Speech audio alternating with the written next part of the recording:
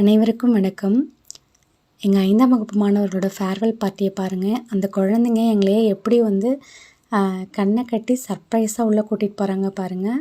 எங்களை 1 மணி நேரமாக அந்த ரூமுக்குள்ளே அலோவ் பண்ணலை. டெக்கரேஷன் எல்லாமே அவங்க கையில் எடுத்துட்டாங்க.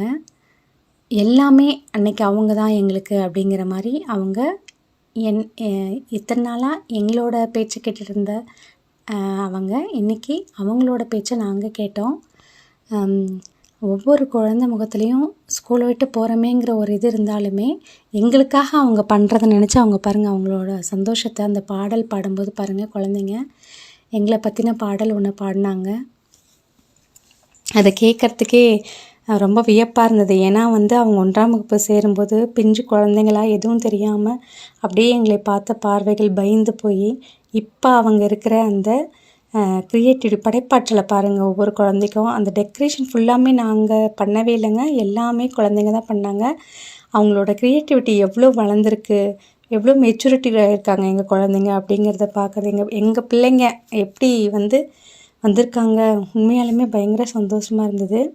அந்த கேக் வெட்டுற தருணம் எல்லாமே பார்த்திங்கன்னா குழந்தைங்களா அவங்களே ஒரு பிளான் பண்ணி செஞ்ச விஷயந்தான் அது.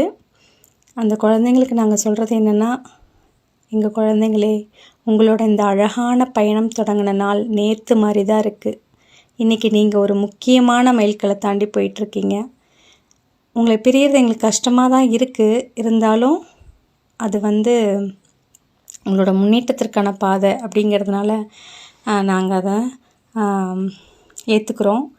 அதே மாதிரி இந்த கேக் வெட்டின நொடி, இந்த பாசம், இந்த எங்களை நீங்கள் வரவேற்றது, இது எதையுமே எங்களால் மறக்க முடியாது. இது உங்களோட பாசத்தோட அடையாளம், சரியா? அதனால் என்றைக்குமே நீங்கள் நேர்மையான சிறந்த குழந்தைகளாக தைரியமாக இருங்க அப்படிங்கிறது தான் எங்களோட வாழ்த்துக்கள். கண்ணுங்களா, நீங்கள் நல்லபடியாக எதிர்காலத்தில் வரத்துக்கு எல்லாம் உள்ள இறைவனை நாங்கள் வேண்டி கேட்டுக்கொள்கிறோம்.